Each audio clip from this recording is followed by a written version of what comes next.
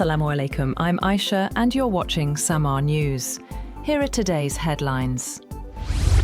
Chief of Army Staff Field Marshal Syed Asim Munir has warned that any future military adventurism by India against Pakistan would face extremely dangerous, far-reaching and painful consequences. The remarks were made during a ceremony at GHQ Rawalpindi, marking 1 year since the Marka-e-Haq and Operation Bunyan Mahsus, attended by senior military leadership. Munir described the event as a clash of ideologies, saying Pakistan had emerged successful and crediting national unity and military preparedness. He also said future wars would be multi-domain, involving cyber, drones, AI, and long-range precision systems. He stressed that Pakistan's armed forces would not be intimidated.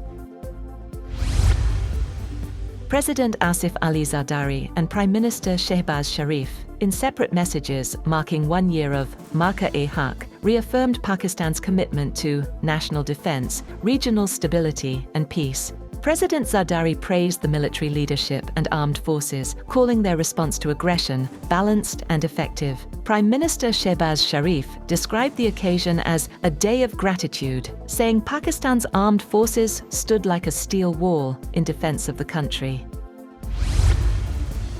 Iran has reportedly sent its response via Pakistan to a U.S. proposal aimed at ending the more than 2-month war. Reports suggest that Iran wants the current phase of negotiations to focus only on stopping hostilities in the region. The latest diplomatic push centers on a temporary understanding to halt fighting and ease tensions in the Strait of Hormuz, while broader disputes, including Iran's nuclear program, remain unresolved. Also, Iranian President Masoud Pezeshkian says negotiations do not mean surrender, reaffirming Tehran's stance on defending Iran's national interests and the rights of its people. Speaking at a meeting on post-war reconstruction, Pezeshkian said the goal of diplomacy was to secure the rights of the Iranian people with authority.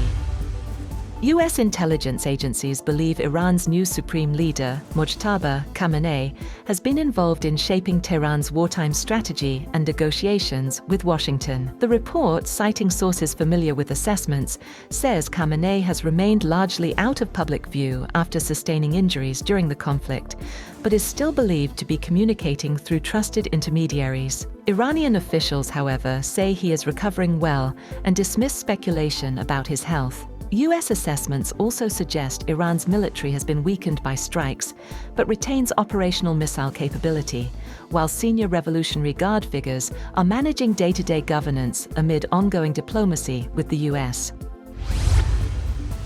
Meanwhile, Iran's armed forces chief has reportedly briefed Supreme Leader Mojtaba Khamenei on military readiness and received what state-linked media described as new guiding measures for ongoing operations. According to Iran's semi-official Fars agency, Khatam al-Anbiya Commander Ali Abdullahi told Khamenei that Iranian forces were fully prepared to confront any action by what he called American Zionist enemies. He warned that any mistake by Iran's adversaries would trigger a swift and decisive response.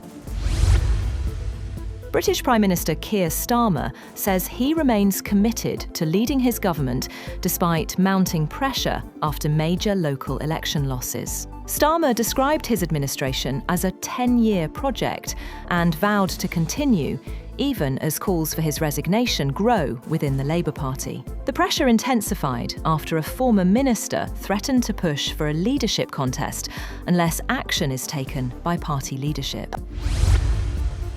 Russian President Vladimir Putin says he believes the war in Ukraine is coming to an end, speaking to reporters in Moscow after scaled-back Victory Day celebrations. He said he would only meet Ukrainian President Volodymyr Zelenskyy once a final peace agreement is reached, adding that any signing could take place in a third country as a final step. Putin also accused Western countries of fueling the conflict and reiterated that Russia considers its military campaign a just response to NATO expansion and security threats. At least 39 people were killed in Israeli airstrikes across Lebanon, according to the Lebanese Health Ministry, as cross-border violence with Hezbollah continues, despite a reported ceasefire arrangement. One of the deadliest strikes hit the southern town of Saksakieh, killing at least 7 people, including a child. Another strike in Nabateh killed a Syrian man and his 12-year-old daughter, with reports of additional casualties in follow-up attacks. The Israel Defense Forces said it targeted Hezbollah operatives and infrastructure. Lebanon says more than 120 people have been killed in the past week alone, as clashes intensify along the border.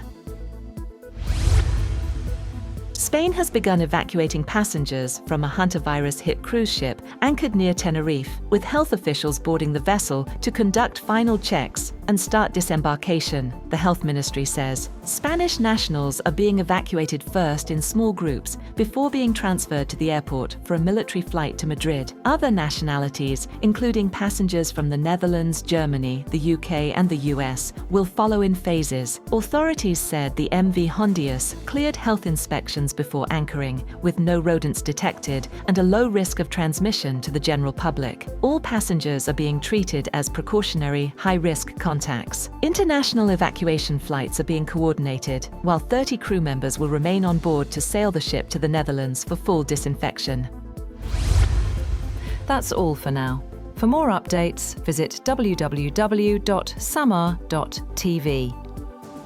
Thank you for watching SAMAA News.